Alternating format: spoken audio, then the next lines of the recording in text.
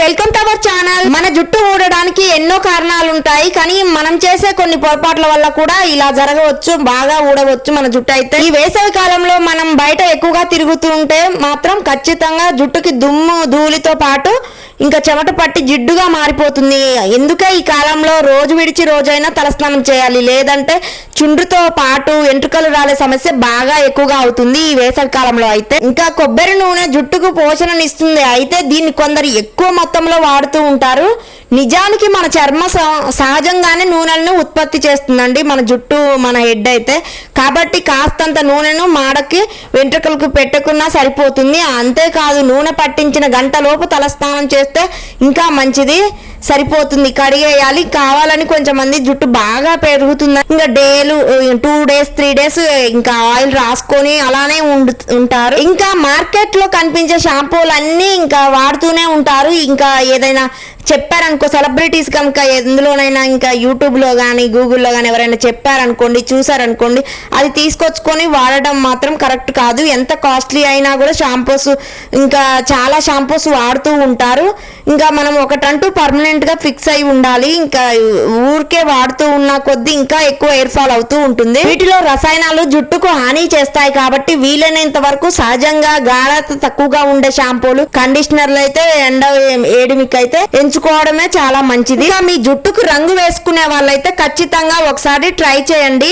ఇంకా కెమికల్స్ ఎక్కువగా ఉన్న రంగులు అయితే ఎక్కువగా వేసుకోకండి. సెలూన్ షాప్కి వెళ్ళి ఇంకా గ్రీన్ కలర్ అని, రెడ్ అని, బ్లాక్ అని ఇంకా కొత్త కలర్లు అయితే జుట్టుకు వచ్చాయి. సో అవి కూడా ట్రై చేస్తూ ఉంటారు. ఆ కలర్స్ ఎక్కువగా యూజ్ చేయడం వల్ల అందులో కెమికల్స్ ఎక్కువగా సల్ఫేట్ అవి ఉంటాయి కాబట్టి మన జుట్టు ఎక్కువగా ఊడి ఇంకా తెగిపోయే ఛాన్స్ ఉంటుందండి. మనం అంతా ఇంకా ఎక్కువగా డైలీ కూడా వేయాల్సిన అవసరం లేదు మన జుట్టుకి రంగులు. కొంచెం మంది అదే పనిగా జుట్టుకు రంగులు వేసుకునే అలవాటునైతే తగ్గించుకోవాలి. చాలా వరకు ఎక్కువగా వేసుకుంటున్నారు, షైనీగా ఉండాలి, లుక్ స్టైల్గా ఉండాలని. సో అలా వేసుకోవడం వల్ల మన జుట్టు ఎక్కువగా తెగి రాలిపోతూ ఉంటుంది, జుట్టు అయితే బాగా ఉడుతూ ఉంటుంది. ఇంకా సహజ పద్ధతులలో హెన్నా లాంటి వాటిని అయితే ఉపయోగిస్తే మన జుట్టుకి మంచిది, రిలాక్స్గా రిలీఫ్గా ఉంటుంది. అండ్ మన జుట్టు అయితే షైనీగా ఉంటుంది అండ్ పెరుగుతూ ఉంటుంది మన జుట్టు. ఇంకా హెడ్ బాత్ చేసినప్పుడు ఇంకా నార్మల్ దువ్వెన కాకుండా ఎక్కువ పెద్ద దంతాల దువ్వెన అయితే చూసేసుకొని దువ్వుకోవాలి. ఎక్కువగా చిక్కులు పడుతూ ఉంటాయి. ఇంకా తలస్నానం చేయగానే వాటర్ మీదనే అస్సలు దువ్వకూడదు. మీ జుట్టు కోసం అకేషన్స్, ఫంక్షన్స్ ఉన్నాయని కానీ ఇంకా పెళ్లిళ్ళు ఉన్నాయని కానీ హెయిర్ డ్రైయర్స్ వాడుతూ ఉంటారు మేకప్ ఆర్టిస్టులు కానీ. మీరు ఇంట్లో కూడా కొనుక్కొచ్చుకుంటూ ఉంటారు హెయిర్ డ్రైయర్స్, బాగుంటాయని. దీన్ని తరచూ వినియోగిస్తే జుట్టు పాడై ఊడిపోవడం ఖచ్చితంగా ఖాయమండి. జుట్టును సహజ పద్ధతిలోనే ఆరబెట్టుకోవడం ఉత్తమము, మంచిది చాలా వరకు. ఇంకా టవల్ తోటి తూడ్చుకొని నీట్గా ఆరబెట్టుకోవాలి. అంతేకాని ఇంకా హీటింగ్ టూల్స్ ఎక్కువ యూజ్ చేస్తే కట్ అయి రాలిపోయి ఇంకా జుట్టు అంతా పలసబారిపోయి మొత్తం ఊడిపోయే ఛాన్స్ ఉంటుంది. సో అవి కూడా ఎక్కువగా హీటింగ్ టూల్స్ అయితే అస్సలు యూజ్ చేయకండి, వాటి వల్ల ఎక్కువగా హెయిర్ ఫాల్ అవుతుంది.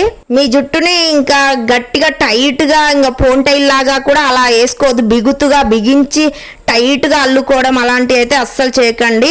బిగుతుగా ఇంకా పోన్టైల్ లాగా పెట్టుకుంటే మాత్రం జుట్టు అయితే కట్ అయి రాలిపోయే ఛాన్స్ ఉంటుంది. అలా కూడా టైట్ కోసం ఎక్కువగా కాఫీ, టీలు అనేవి తీసుకోవద్దు. జుట్టు ఎదగాలంటే సమతుల్య మంచి ఆహారం అయితే తప్పనిసరిగా తీసుకోవాలి. రోజు కనీసం 7-8 గంటలు కంటి నిండా మంచి నిద్ర పోవాలండి. మంచిగా హెల్దీగా మన జుట్టు అయితే పెరుగుతూ ఉంటుంది. చాలా మంది కొత్త హెయిర్ స్టైల్స్ అని ఇంకా చాలా రిస్కీ హెయిర్ స్టైల్స్ అయితే వేస్తూ ఉంటారు. అలా హెయిర్ స్టైల్స్ వేయడం వల్ల మన జుట్టు అనేది ఇంకా చిక్కులు ఎక్కువగా పడి మన జుట్టు రాలిపోయే ఛాన్స్ ఉంటుంది, బాగా ఊడిపోతుంది, తెగిపోతుంది, కట్ అవుతుంది, ఇంకా చుండు సమస్య ఇవన్నీ ఎక్కువ అవుతాయి.